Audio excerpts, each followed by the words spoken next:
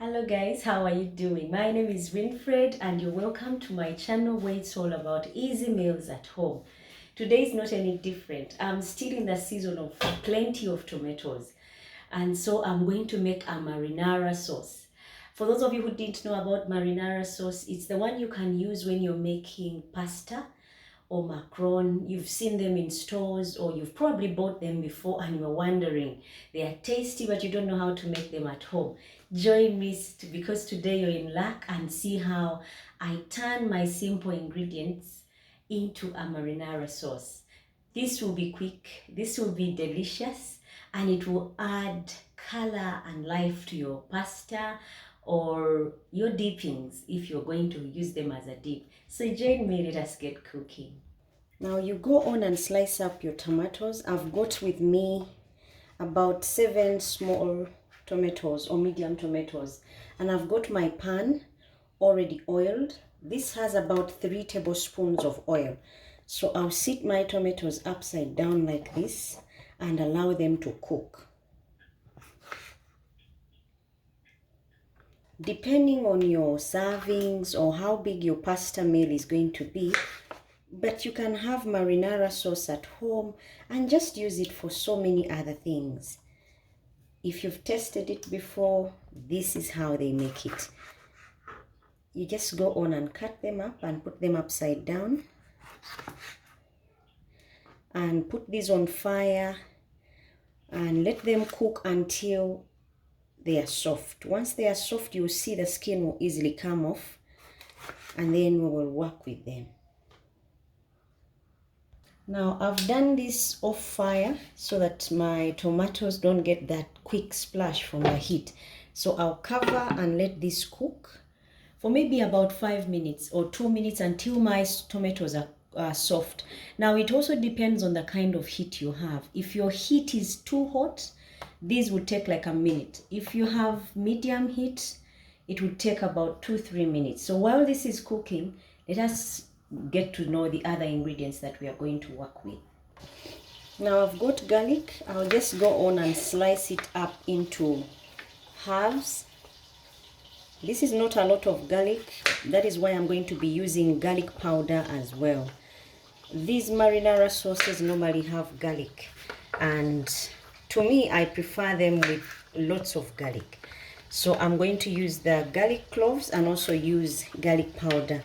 Now my garlic powder is a teaspoon, and I have also oregano, a teaspoon, and then I have ginger powder. If you don't have ginger powder, go ahead and use the fresh one. It would do the same, but grate it to smaller bits that can easily be used to cook. Now I'm going to chop up my onions as well. As you can see, the size of my onions is not big but small.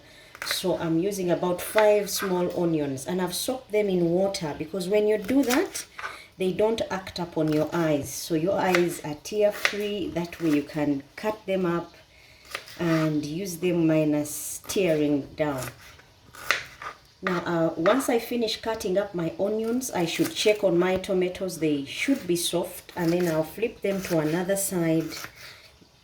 Then I'll introduce other ingredients after they have softened. I'm also going to use a cup of water, half a cup of water, to get it a bit watered down. Like I will use quarter cup of water as we conclude our cooking, but that water is just resting for now. So let us go and check on our tomatoes and flip them to the other side as well. Now I'm just checking to see if they've softened on this side, and then I'll flip. Yeah, they've done it. So you go on and flip all of them one by one until the other side also gets to have a time with the oil. Marinara sauces, guys, are delicious, and once you learn how to make them at home, you don't have to go back to the store-bought ones. I've finished flipping them over to this side, so let me cover and allow this side also to have time with the oil. And once it has softened in about 2 minutes, then I'll take off. Now that tomatoes have softened, now I'm going to add the garlic in all the gaps and allow my garlic to also cook through and release the aromas to the tomatoes. And also the onions would have the same. I'm not looking to brown my onions. I'm looking to get them soft and release the aromas from them, and then I can take them off and allow them to cool.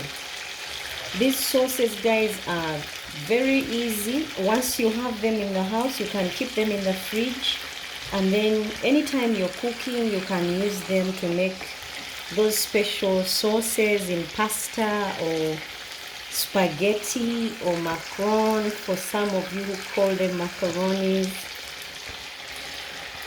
And these will be tasty at the end of the day. So I'm going to cover these for about a minute or two and allow them to start cook. Then we'll add the other ingredients. Now I've given them a minute to cook and soften a bit. Now to this I'm going to add my garlic pepper because I want garlic to override my marinara sauce. And then I'm going to add a teaspoon of oregano powder and dried up ginger. But if you have fresh ginger, go ahead and grate it to a fine grate and then use it instead of powder. Instead of powdered ginger. And you can go ahead and mix this. You can see the skin easily gets off, so you can go on and take it off, or you can just blend and everything will become as fine as you may want it. This goes to show you that our tomatoes are ready, and we're just giving the other spices we've just added time to cook through. If you have basil, dried up basil, you go ahead and use it as well. Or if you have fresh one, it will still do magic and add those aromas to your marinara sauce. Now I'm putting this in the blender and I'm going to blend it to a fine paste that I can use as my marinara sauce.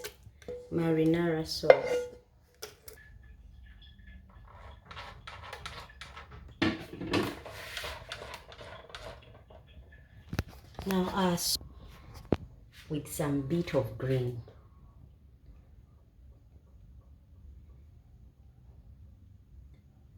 That is how I would serve my marinara sauce.